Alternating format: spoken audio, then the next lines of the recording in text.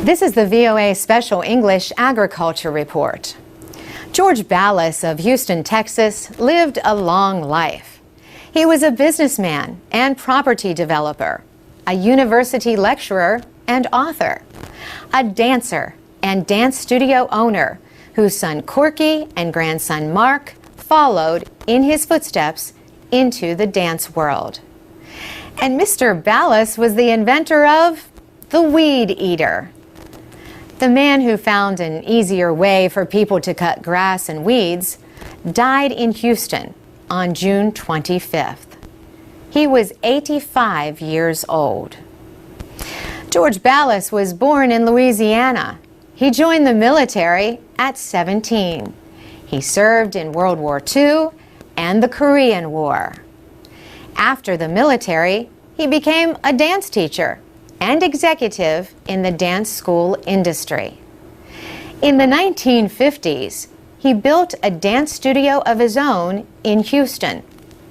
People called it the biggest in the world. Dance City, USA had 120 teachers. Mr. Ballas sold the studio in 1964. By the early 70s, he was on to the next big thing.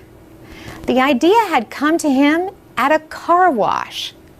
He watched the needle-like bristles of the brushes as they went round and round against his car. Could a similar idea be used to cut grass in places out of reach of someone pushing a lawnmower? To find out, he placed lengths of fishing line through holes in a tin can.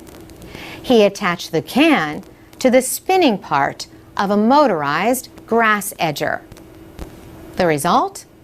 A revolution for millions of people who cut grass for a living or just to keep their neighbors happy. George Ballas became known as the Weed King. And he once told the Houston Chronicle, "A weed eater comes along once in a lifetime." His invention grew into a company which he later sold. Today, his idea lives on in a new generation of string trimmers and edgers that people often call weed whackers. The noise may not be the nicest, but neither is a loud mower. Trimmers work well in corners and along walls and fences. They also avoid the use of chemicals and the labor of pulling weeds by hand. Of course, in the wrong hands, a weed whacker can do damage, like any other power tool.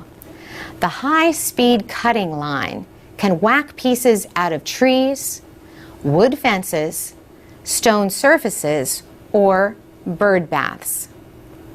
In 1952, George Ballas married Maria Luisa Miralanda, a flamenco dancer and film actress.